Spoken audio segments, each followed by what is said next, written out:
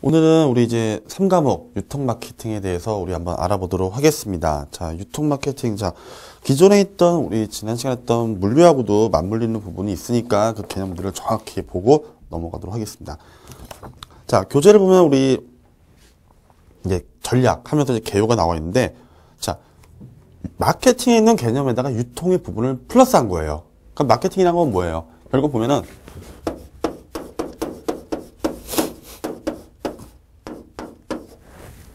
여러 가지 개념들이 나와 있어요. 학자들에 의해서 나와 있는데 결국은 공통적으로 얘기하는 건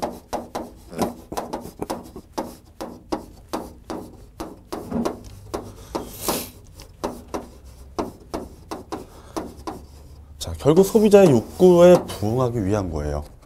그걸 얘기하고 있는데, 자, 보면은 자, 관련된 이제 내용들을 보면은, 자, 소비자들의 어떤 니즈가 무엇이냐, 그들의 니즈가 무엇, 왓이에요, 왓. 그들의 니즈가 무엇이고 우리가 그것을 어떻게 풀어내느냐, 솔루션을 제공하느냐예요.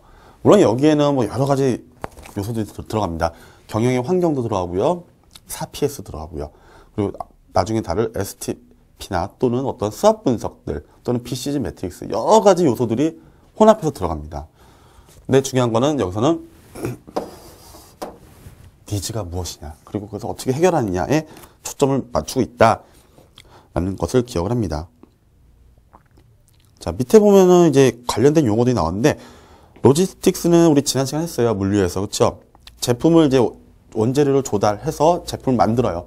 만들고 이제 소비자한테 쭉 가는 단계에 있었고, 그래서 어떻게 그 흐름을 관리하느냐를 보는 거고요.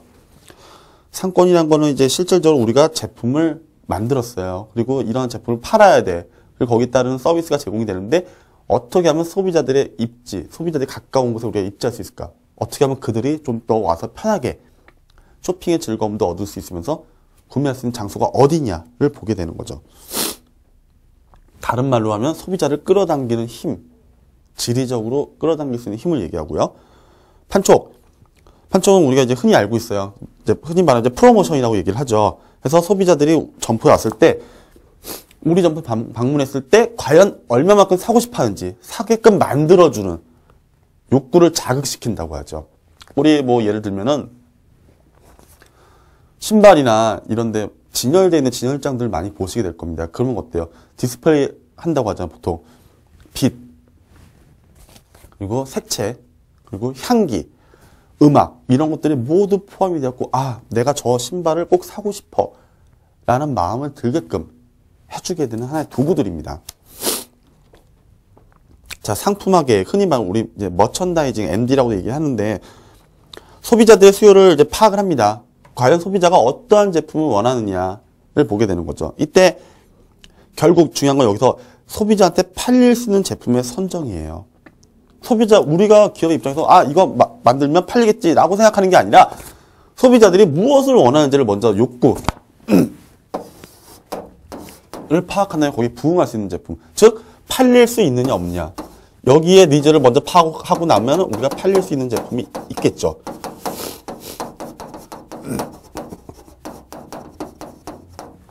바로 이것을 얘기하는 거예요. 상품화 계획. 그러니까 제품을 상품화시키고 소비자들 시장에 두고 프로모션을 해갖고, 이런 제품이 있다, 소비자들이 이거 꼭 사고 싶다라는 마음을 들게끔 해주는 역할을 한다라고 정리할 수가 있겠습니다. 자, 두 번째 보면은 이제 환경 분석. 우리가 이미 벌써 1과목에서 얘기가 많이 됐었던 분야입니다. 자, 하지만 다시 한번 정리를 하고요. 시험이 또 다시 나오고 있어요. 볼게요. 기업은요,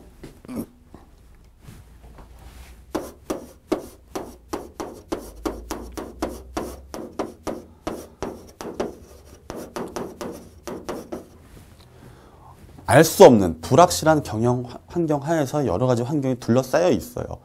오늘과 내일과 열흘 후에는 분명히 경영 환경이 어떻게 바뀔지 모릅니다. 국제 유가나 어떤 이런 부분들의 환율의 변화에 의해서도 요동칠 수가 있습니다. 그렇기 때문에 마케팅 활동은 우리가 흔히 환경을 크게 보면 이제 미시적 요인, 거시적 요인을 많이 보고 있어요. 근데 주로 거시적 요인, 크게 말하면 우리 이제 외부 환경이 되는 거죠.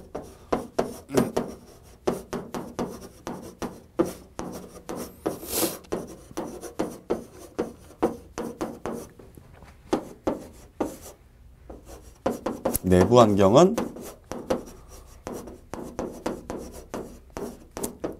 미시적 요인이라고 봅니다. 자, 여기서 나올 수 있는 건 뻔해요. 어떤 요소와 요소가 어느 환경에 속하느냐를 보는 거예요. 우리 이미 다 답은 알고 있어요. 벌써 많이 다뤘기 때문에. 하지만 이제 표를 보면서 정리를 할게요. 자, 표가 보면은 되게 뭐 그림도 있고 글도 많은데 정리하면 이거죠. 쉽게 얘기하면 거시적 요인은 외부 환경. 즉 뭐예요? 기업이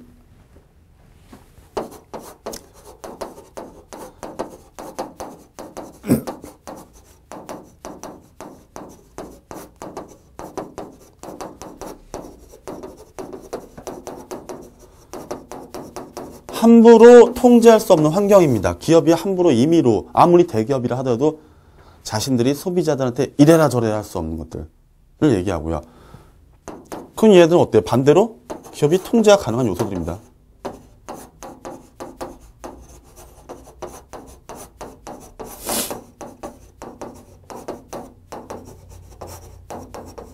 이것을 얘기하는 거예요. 그래가지고 보면은 자, 외부 환경에 우리가 뭐가 있죠? 기억나는 거 있으신가요? 자, 보면은 뭐가 있냐? 이것만 알면 돼요, 사실은. 사회, 뭐 지난 시간에 했지만 문화, 정치, 경제, 법, 기술이 대표적입니다. 자, 얘네들 같은 경우는 내부는 기업이 통제가 임의로 가능한 것들인데 중간상들 또는 주주, 고객. 자, 요 내용과 표를 정리하면 딱 요거예요. 요것만 기억하시면 되는데 기업이 소비자들을 이제 경영을 하면 있어갖고 어떤 소비자들이 갖고 있는 문화적인 부분들 그리고 정치적인 부분들, 경제, 법을 함부로 터치할 수가 없습니다. 그렇죠? 대기업이라 하더라도 우리나라의 법을 바꿀 수는 없어요. 그리고 소비자들이 갖고 있는 소비 심리나 어떤 문화적인 것들, 명절이나 이런 거 관련된 것들도 기업이 자, 명절에는 앞으로 음식을 하지 말어 라고 할 수가 없는 거예요. 그 소비자들이 갖고 있는 생각들이에요. 그렇죠? 이거는 함부로 기업이 손을 댈 수가 없는 영역이다. 하지만 무조건 다 그런 건 아니고 작은 의미로 봤을 때는 가능한 것들. 기업이 만약에 자신들이 갖고 있는 어떠한 유통이나 물류에 있어서 중간상들이 있을 거예요. 그럼 이들을 이제 관리함에 있어서 만약에 소비자한테 주는 서비스가 너무 시간이 오래 걸린다. 아, 뭔가 소비자가 불만족스러워한다. 이러면 어떻게 돼요? 자신들하고 거래를 맺고 있는 중간상들, 특히 유통업자, 수송, 보관, 하역 등을 하고 있는 이런 사람들하고의 거래를 끊을 수가 있다는 거죠. 즉, 통제를 할 수 있는 거예요. 주주 마찬가지입니다. 고객 마찬가지야. 우리가 목표 잡았던 고객들이 안 사. 그럼 우리 제품이 뭔가 문제가 있던지 고객이 문제가 있는 거야. 그러면 우리가 타겟을 바꾸자. 고객을 바꿀 수 있다는 거죠. 즉, 기업이 함부로 영향력을 행사할 수 있는 부분은 이 부분이다. 내부 환경. 하지만 외부 환경은 기업이 자체적으로 손을 대기가 어려운 영역이다 라고 정리할 수가 있습니다. 그래서 이 부분은 환경 분석에서는 여러분들 내부 환경, 외부 환경을 무엇이 있다는 건 무조건 첫 번째로 알아두시고 그 다음에 개념을 알아두시면 되죠. 기업이 통제 가능하냐, 가능하지 않냐를 구분하시면 되겠습니다. 이 정도면 문제 푸는데 전혀 지장이 없습니다. 교재에 그 표를 정리해놨으니까 한번 보시면 되겠습니다. 자, 최근에도 출제가 계속 되고 있죠. 자, 소매 고객의 특성. 이제 고객입니다. 그냥 쉽게 얘기하면 고객인데, 고객의 특성과 점포의 선택을 보게 되는데, 자, 고객의 특성을 보면 장소 및 시간의 편리성. 일단은 고객의 입장에서 생각을 하는 거예요. 기업의 입장이 아닙니다. 고객들이, 내가 장을 봐야 돼. 그럼 내가 장을 보기 편한 장소로 가죠. 예를 들면 내가 쌀을 사야 돼요. 그럼 내가 농촌까지 가서 쌀을 사올 수는 없는 겁니다. 즉, 내가 고객이 편하게 언제 어디서나 편하게 입고 가서 내가 제품을 고를 수 있고 그리고 이러한 제품뿐만 아니라 다른 제품들도 같이 진열될 수 있는 우리가 흔히 말하면 할인점들 이마트나 우리 그런 거 많잖아요. 그렇죠? 코스트코들 가까이에 있습니다. 거기 가서 구매하는 거예요. 근데 편하게 구매하는 거죠. 그리고 시간도 아무 때나 갈 수 있는 것들. 이런 장소와 시간상의 편리성을 얘기하고 있어요. 특성 첫 번째는. 두 번째, 분위기와 환경. 우리가 보통 쇼핑을 하거나 어떤 그런 것들을 할 때 쇼핑할 수 있는 분위기가 만들어져야 돼요. 뭐 예를 들면은 이벤트 같은 것들 많죠. 또는 아이를 업고 온 엄마가 아이를 잠깐 맡겨놔야 돼. 그럼 요즘 웬만한 마트 같은 경우는 놀이시설이나 이런 것들이 다 잘 돼 있습니다. 또는 수유방도 잘 돼 있습니다.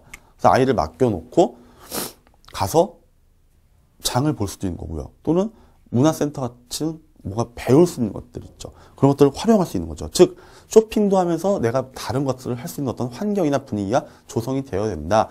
누구의 입장? 고객의 입장이다 라고 보는 거고요. 그 다음에 이제 본격적으로 제품과 가격이 나옵니다. 해당 제품은 어떠한 퀄리티를 지니고 있고, 그리고 가격은 어떻게 형성이 되어 있는지. 그래서 보면 똑같은 동일한 제품이라 하더라도 회사마다 다 다르잖아요.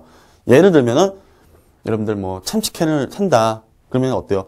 A 회사, B 회사, C 회사 분명히 제품도 나와. 근데 가격 차이는 분명히 천저히 다릅니다. 용량도 비슷해. 하듯이 내가 딱 제품 보고 가격도 비교해 볼 수 있고, 회사 브랜드도 볼 수 있고, 퀄리티도 볼 수 있고 하는 부분들을 얘기하고 있어요. 다 누구의 입장? 고객의 입장. 그리고 단순히 사는 것만 그치는 게 아니라 정보와 상호작용한다. 내가 분명히 내가 사고 싶은 제품은 있었지만은 거기에 대한 것만 구매하는 게 아니라 다른 정보, 이런 정보 제품도 있었네? 다음엔 저런 것도 한번 내가 사봐야지. 일단 저 이름만 알아와. 그리고 검색을 해봅니다. 아, 이런 제품이 있구나. 그래서 마트나 이런 데는 그냥 가는 게 아니라 내가 몰랐던, 나만 몰랐던 제품들이 있겠죠. 그런 것들을 새롭게 접촉할 수 있는 그런 공간으로서도 활용이 되고 있다라고 얘기를 하고 있습니다. 그리고 마지막으로는 중요한 거는 서비스예요. 유형의 제품을 우리가 선택을 합니다. 하지만 이제는 뭐예요? 점점 기술이 발달함에 의해서 소비자의 욕구는 다양해집니다. 그렇기 때문에 보이지 않는 무형의 서비스를 더 요구를 하게 되는 거죠. 무엇을 하나 샀다고 더 하나 더 주세요 라는 서비스의 개념이 아니라, 부피가 큰 제품들일수록, 특히 뭐 냉장고나 세탁기일수록 어때요? 이미 그 제품 가격에는, 유형의 제품 가격에는 보이지 않는 무형의 서비스, 배송이나 이런 것들이 다 이미 가격에 포함되어 있는 겁니다. 그렇죠? 그래서 이런 서비스도 얼마큼 잘 되어 있느냐에 따라서 소비자들은 점포를 선택하게 되는 거죠. 물론 판매원의 어떠한 친절도도 문제가 됩니다. 어차피 같은 돈 주고 사는데 A 점포는 친절한 데 비해서 B 점포는 판매원이 참 불성실하고, 그리고 너무 소비자의 마음을 아프게 합니다. 그런 경우도 있어요. 그거에 의해서도 소비자들은 점포를 다른 데로 갈 수 있다는 걸 기억을 하고요. 자, 점포를 선택하는 데 입장에서 보면은 위치 및 운영 시간. 자, 계속 이게 반복이 되는데 어디에 위치해 있느냐를 보는 거예요. 아무래도 사람들이 주거 생활이나 또는 회사 근처 이런 데 입지하는 게 좋죠. 무슨 산 위에 있거나 시 외에 있거나 라면 좀 많이 힘듭니다. 물론 소비자가 내가 이 제품 꼭 구매할 거야 라고 해서 멀리까지 가는 경우, 전문품이면 상관이 없어요. 근데 일반적인 경우는 어렵다라는 거고. 운영 시간. 예전 같은 경우부터 11시 정도나 12시 되면 문을 많이 닫았습니다. 오프라인 같은 경우는 있지만 온라인은 24시간 되고요. 오프라인 중에서도 이제 24시간 영업하는 데가 상당히 많습니다. 이러면 어때요? 이들은 판매를 할 수 있는 기회가 더 증가하는 겁니다. 물론 여성들의 사회생활 증가와 그리고 업무가 되게 과중한 관계로 늦게 퇴근하거나 새벽에 일을 하는 사람들도 많습니다. 그렇기 때문에 운영 시간도 상당히 중요하다. 그리고 레이아웃, 어떤 형태, 그리고 표준화와 동선. 동선이란 건 뭐예요? 소비자가 움직이는 그 거리를 얘기하죠. A라는 곳이 소비자의 집이에요. 그러면 B라는 곳은 우리 점포인데 이 사람이 본인의 집에서 우리 집까지 오는 데는 어떠한 동선을 경유해서 오느냐, 바로 오느냐, 아니면 중간에 관공서를 지나서 오느냐, 아니면 학교를 지나서 오느냐, 여러 가지 경로가 있어요. 오는데 그것들 다 파악을 해야 되는 거죠. 그래서 최대한 고객들이 쉽게 찾을 수 있는 곳으로 만드는 거죠. 그리고 외관, 간판 참 중요하죠. 너무 화려해서도 안 되지만 너무 또 눈에 안 띄면 안 돼요. 그렇죠? 그런 부분들. 그리고 뭔가 다른 어떠한 소매 점포나 경쟁사와는 좀 독특한, 차별화된 그런 것들이 있어야 됩니다. 규모도 마찬가지입니다. 너무 작으면 소비자들이 눈에 들어오지 않고, 아, 여기는 제품이 너무 별로 없어 보여 라는 인상을 주게 돼요. 그래서 선택을 하지 아니하는 경우들이 많습니다. 자, 유통 목표의 정립에서 보면은 서비스의 개념을 정립하고 제공할 수 있는 서비스의 수준을 결정하는 건 효과성 차원에서의 목표다. 자, 효과. 얼마큼 서비스를 잘 제공했느냐. 결국 효과에 나중에 판단한 건 효과 부분이에요. 그렇죠? 많냐, 적냐, 잘했냐, 못했냐를 보게 되는 거고요. 비용의 절감을 고려한다. 목표예요. 역시 얘는 효율성이에요. 자, 기업은 어때요? 최소의 노력으로 최대 효과를 얻기를 바라요. 그렇죠? 그렇기 때문에 비용을 최대한 절감을 시키고 고객들한테 최대의 만족을 주고자 하는 게 목표가 되는 겁니다. 자, 이제 여러분들 이제 해야 되는 것들 중에 이제 중요한 게 나오는데 바로 이제 시장 세분화라는 개념이 나옵니다. 자, 시장 세분화 하면 우리가 STP를 기억을 하게 됩니다.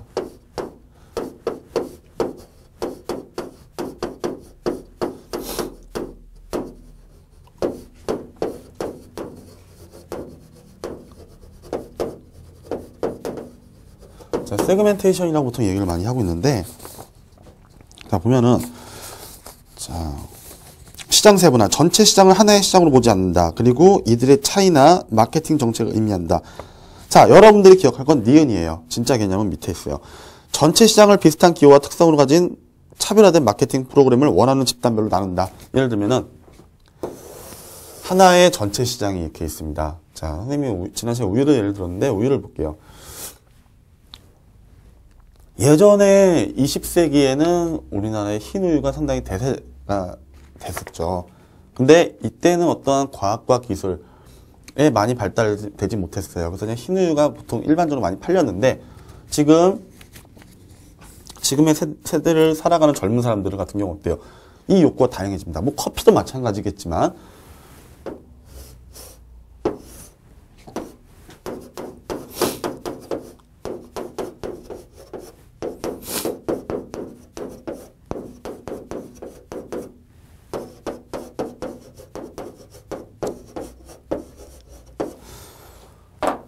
자, 뭐 예를 들어서 간단히 놓고 보겠습니다. 자, 우유 시장을 예를 들었어요. 자, 여기서 하나의 전체 시장이 있죠. 하나의 전체 시장을 비슷한 기호와 특성을 가진 차별화된 프로그램 집단으로 나눴습니다. 커피 우유를 좋아하는 사람들의 집단, 바나나 우유를 좋아하는 사람들의 집단, 딸기 우유를 좋아하는 사람들의 집단. 이렇게 나눈 거죠. 바로 이게 하나의 시장 세분화의 개념이에요. 되게 쉬워요. 그렇죠? 자, 이것을 얘기하고 있는데 그 밑에 보면은 시장 세분화 요건이라고 나와 있어요. 자, 시장 세분화 요건도 별 한번 칩니다. 자, 되게 나왔다가 안 나왔다가 하긴 하지만은 지문상으로는 상당히 많이 나오는 부분입니다.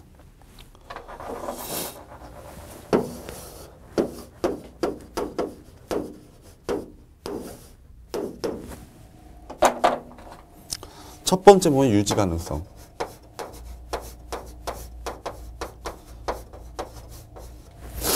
보면은 세분 시장이 충분한 규모이거나 이렇게 나눠진 시장이 충분해야죠. 그렇죠? 그리고 해당 시장에서 이익을 낼 수 있는 정도가 커야 돼. 내가 기껏 여기 들어갔는데 여기서 내가 여기는 100명밖에 없는데 내가 한 1000명이 살 수 있는 물건을 갖고 들어가 봐요. 그럼 여기서 이익을 낼 수 있습니까? 없습니까? 없는 거예요. 오히려 더 많이 했어야 된다는 얘기죠. 그렇죠?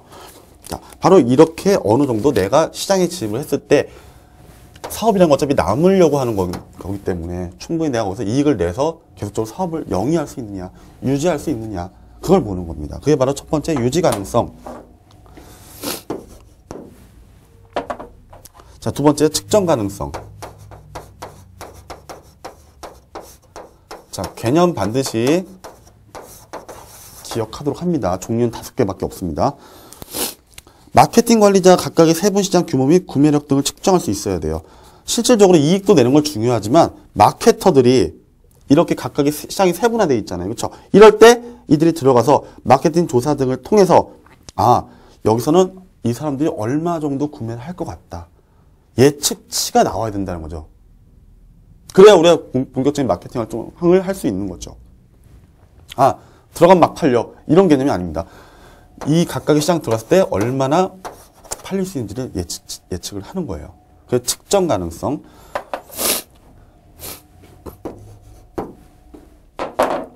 자, 세 번째는 실행 가능성.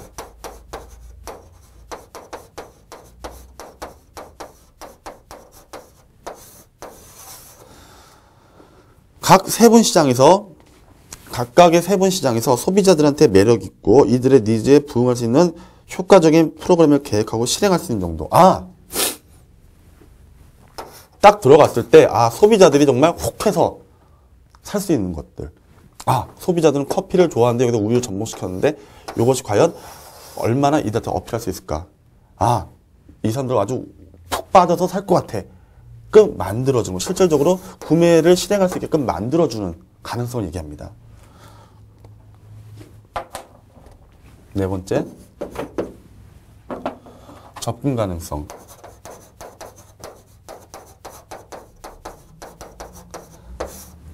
자, 시기적절한 마케팅 노력으로 인해서 해당 세분 시장에 효과적으로 접근한다. 그래서 소비자한테 제공을 할 수 있는 수단이 되어야 된다는 걸 얘기해요. 자, 마케팅이라는 건요, 소비자가 원하는 시점에 원하는 장소에 제때 제공을 해야지 그것이 상당히 만족을 얻을 수 있다는 거예요. 아무리 좋은 제품이라 하더라도 소비자 시장에 진입을 제대로 못하거나 엉뚱한 시기에 들어갔을 때는 아무런 의미가 없다라는 걸 얘기하고 있는 거죠. 그렇죠? 그렇기 때문에 여기서는 그것을 얘기하고 있는 겁니다. 그리고 또 하나, 소비자한테 적절한 제품 및 서비스를 제공할 수 있는 적절한 수단. 자, 예를 들면 소비자 제품을 샀는데 거리가 좀 멀어, 집하고. 그러면 배송을 해줄 수 있는 어떤 수단도 있어야 된다라고 얘기하고 있는 거죠. 자, 그리고 5번.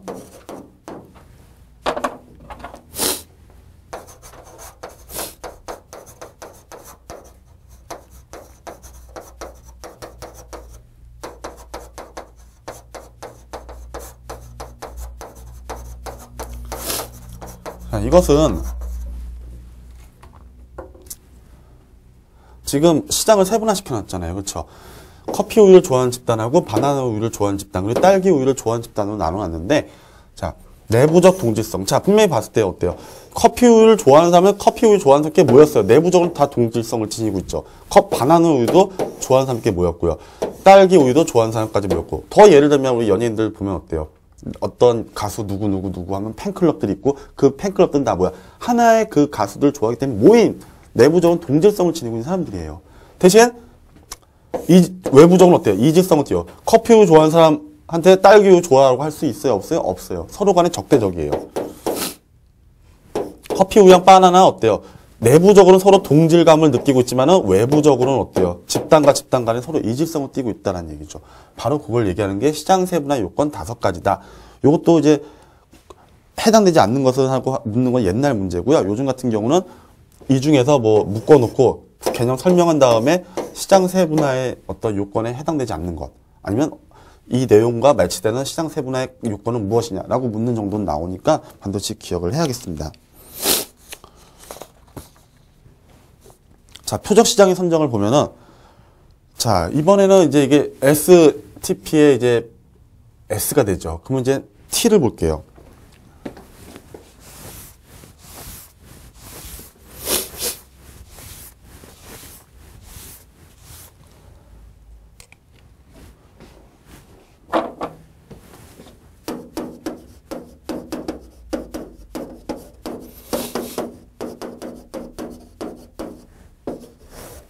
자, 여기서 이제 크게 3가지가 있는데, 자, 차별적 마케팅 전략.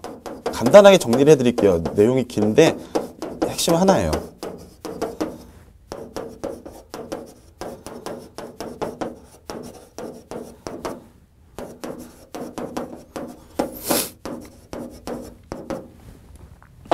자, 여기서 보면은, 차별적 마케팅 전략이라는 거는요, 여기서 전체 시장을 여러 개의 세분 시장 이렇게 나눴죠. 나눴을 때 이들 목표를 각각으로 삼는 거야. 즉, 예를 들면 내가 이제 우유 시장에 들어왔는데 이 우유 시장에서 나는 좀 자원들도 좀 풍부하고 돈도 좀 많어. 좀 사업을 좀 크게 하고 싶어. 좋아. 소비자들의 니즈를 조사해보니까 커피 우유, 바나나 우유, 딸기 우유 이런 거 참 좋아하더라. 좋아. 그럼 나는 이 시장을 모두 다 만들겠다. 이거예요. 그래서 차별화시켜요. 커피들은 커피대로, 바나나는 바나나대로, 딸기는 딸기대로 차별화시킵니다. 한 회사가 다 갖고 있는 거죠. 이때 다른 세분 시장의 상이한 욕구, 각각의 상이한 욕구, 커피, 바나나, 딸기 좋아하는 사람 모였죠. 이때 이것을 개발합니다. 그래서 여기서 이제 매출을 올리겠죠. 마케팅 활동을 하면서 자, 이때 장점은 뭐야? 전체적인 매출은 증가해. 왜? 어떤 한 우유 회사, 우유만 하는 게 아니라 딸기 우유도 하고, 커피도 하고, 바나나 우유도 하고, 현존하는 우유 시장에서 모든 종목을 다 취급하니까 어때요? 매출이 올라가요. 물론 안 올라간 것도 있지만 전반적으로 여기서 말하는 건 전체 시장의 매출, 한 회사의 전체적인 매출이 올라간다는 거죠. 그렇죠? 하지만 여기서 뭐예요? 각각의 세분화된 시장, 커피, 바나나, 딸기 이게 세분화됐는데 여기에 차별화된 제품과 당연히 광고를 하겠지. 그럼 뭐가 많이 들어? 여기에다가 광고하고 사람들 쓰고 여기도 광고하고 사람들 쓰고 광고하고 사람들 쓰고 하다 보니까 너무나 많은 비용이 초래됩니다. 그렇죠? 그래서 얘네 같은 경우는 주로 자본이 풍부한 대기업에서 많이 써요. 대기업. 이해가 되죠?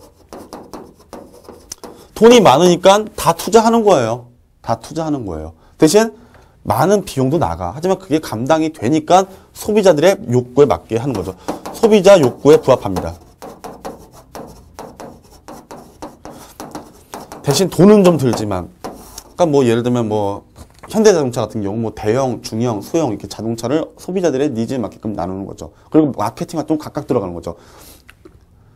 대형차의 경우는 어떠한 그 사람의 사회적 지위를 강조하고, 소형차 같은 경우는 고속도로 톨게이트 비용이나 세금이 인하된다는 걸 강조하는 거야. 각각 마케팅은 다르게 하지만 결국 한 회사의 제품이야. 그래서 전체 매출이 들어가고 올라가고 소비자의 니즈에 부합을 한다라는 거죠. 자, 대신 반대로 이제 무차별 전략을 보면요. 전체 시장을 하나의 동일한 시장으로 본다. 그 단일의 제품으로 공략한다. 예를 들면 이거예요. 우유면은 오로지 흰 우유야. 흰 우유만 갖고 그 시장에 들어가는 거야. 다른 우유 안 만들어. 그래서 먹고 싶으면 먹고 사기 싫으면 말아라. 예를 들어서 코카콜라 같은 경우 어때요? 맛도 똑같죠. 그리고 로고도 똑같고 색깔도 똑같고 그래서 전 시장에 똑같이 들어가는 거야. 공략을 하는 거예요. 우리나라 같은 경우는 모나미 볼펜 이렇게 누르면 딱 되는 거 100원짜리 있지 않습니까? 몸통이 하얀 거. 이런 것도 어때요? 예전부터 지금까지도 있는 거예요. 그대로. 한 시장에서. 변형을 시키지 않고. 그러니까 이건 뭐야? 소비자의 니즈에 부합을 한다, 안 한다? 못 하는 거예요.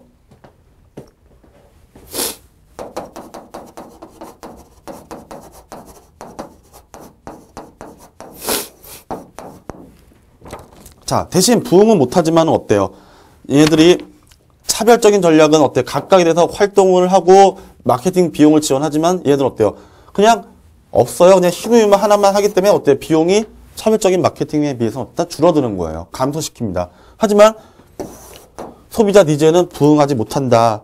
또 하나 흰우유만 하다가 어때요? 나중에 후발주자가 생겨요. 후발주자가 저기는 흰우유를 갖고 대세를 잡고 있지만 우리가 바나나도 만들고 커피우유도 만들고 딸기우유 만들어보자. 즉 차별적인 마케팅 전략을 하는 대기업이 들어올 수 있다는 거죠. 그 들어올 수 있는 뭐예요? 니치 마켓. 다시 말하면 뭐예요? 틈새 시장을 공략당할 수 있어요. 틈새 시장으로 진입을 할 수 있는 여지를 두게 되는 게 바로 무차별적 전략입니다. 그러면 집중적 전략은 뭐예요? 여기서 여러 가지 이제 하나의 시장에서 전체 시장에서 소비자 니즈에 따라 나눴는데 딱 보아하니 사람들이 커피우유를 100명 있다. 100명 중에 80명이 이걸 선호한다더라. 80%가. 그리고 바나나우유 10%, 딸기우유 10%만 선호한다더라. 그러면 우리는 여기서 여기 부분에만 집중적으로 자원을 투하시키자. 왜? 우리가 갖고 있는 자원이 많지 않기 때문에 어떻게 한다? 다 우리가 만들 수 없어. 그렇다고 전체 시장 하나로 무차별적으로 할 수 있는 여건도 안 돼. 그러면 시장 조사를 통해 갖고 우리 여기 한번 승부해보자. 가능성 있다. 즉 얘네들은 뭐예요? 자원이 부족한 자원이라고 일반적으로 이제 뭐 인적 자원, 물적 자원이지만 일단 자금이 많이 들어갑니다. 자원이 부족한 중소기업, 특히 소기업에서 많이 활용합니다. 우리 올인한다고 하죠. 올인. 한 곳에 다 집중적으로 여기에만 딱 들어가는 거예요. 근데 여기서는 뭐예요? 만약에 이 시장이 갑자기 확 줄어들면 어떻게 돼요? 내가 무너질 수가 있어요. 그런 여지를 둘 수 있는 전략이다라고 얘기할 수가 있습니다. 오늘 여기까지 하겠습니다.